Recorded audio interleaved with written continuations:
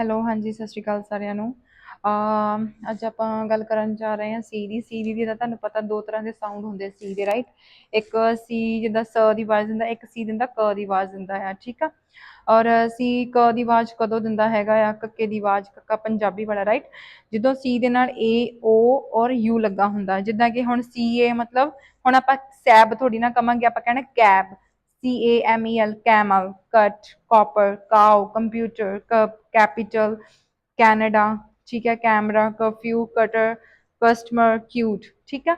ਜਦੋਂ ਸੀ ਦੇ ਨਾਲ ਜਦੋਂ ਜਦੋਂ ਕਿਤੇ ਵੀ ਏ ਯੂ ਔਰ ਉਹ ਆ ਗਿਆ, ਠੀਕ ਆ, ਔਨ ਦਾ ਟਾਈਮ ਇਹਦਾ ਸਾਊਂਡ ਹਮੇਸ਼ਾ ਕ ਕੱਕਾ ਆਣਾ ਹੈ, ਠੀਕ ਆ। ਔਰ ਇਸੇ ਤਰ੍ਹਾਂ ਜਦੋਂ ਸੀ ਦੇ ਨਾਲ ਸੀ ਜਿਹੜਾ ਸ ਦੀ ਵੀ ਆਵਾਜ਼ ਦਿੰਦਾ, ਸਾਊਂਡ ਦਿੰਦਾ, ਬਟ ਉਹ ਕਦੋਂ ਆਣਾ ਹੈਗਾ?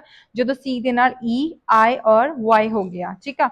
ਜਿੱਦਾਂ ਜਿੱਦਾਂ ਕਿ ਹੁਣ ਸੀ ਦੇ ਨਾਲ ਆਈ ਹੈ, ਸੀ ਆਈ ਮਤਲਬ ਸੀ ਟੀ ਵਾਈ ਸਿਟੀ, ਠੀਕ ਆ। Cycle, centre, cement, cell, circle, ਠੀਕ ਹੈ। Cylinder, cyber, right. ਇਹ ਮਤਲਬ ਇਹਨਾਂ ਦੇ ਹੁਣ ਇੱਥੇ ਕ ਦੀ ਆਵਾਜ਼ ਨਹੀਂ ਆ ਰਹੀ, ਕਿਉਂਕਿ ਕਿਸੇ ਦੇ ਨਾਲ ਈ ਲੱਗਾ ਹੋਇਆ, ਕਿਸੇ ਦੇ ਨਾਲ ਵਾਈ ਲੱਗਾ ਹੋਇਆ ਔਰ ਕਿਸੇ ਦੇ ਨਾਲ ਆਈ ਲੱਗਾ ਹੋਇਆ। ਇਸ ਕਰਕੇ ਕੀ ਆ, ਇਹ ਸ ਦੀ ਆਵਾਜ਼ ਦਿੰਦਾ ਆ। ਜਦ ਕਿ ਇੱਥੇ ਕੀ ਹੈਗਾ ਆ, ਹਰ ਇੱਕ ਚੀਜ਼ ਦੇ ਨਾਲ ਇਹ ਤਿੰਨਾਂ ਚ ਕੋਈ ਇੱਕ ਸਾਊਂਡ ਲੱਗਾ ਹੋਇਆ, ਡਿਊ ਟੂ ਵਿਚ ਇਹ ਕੀ ਹੋ ਰਿਹਾ ਹੈ ਕਿ ਕ ਦੀ ਸਾਊਂਡ ਦੇ ਰਿਹਾ, ਠੀਕ ਹੈ। ਕੈਬ ਹੋ ਗਿਆ, ਕਿਊਟ ਹੋ ਗਿਆ, ਕਾਓ ਹੋ ਗਿਆ, ਕੱਪ ਹੋ ਗਿਆ, Canada, cute, customer, cutter, curfew, ਠੀਕ ਹੈ। ਸਾਰਾ ਕ ਦੀ ਆਵਾਜ਼ ਦਾ। Okay, thank you.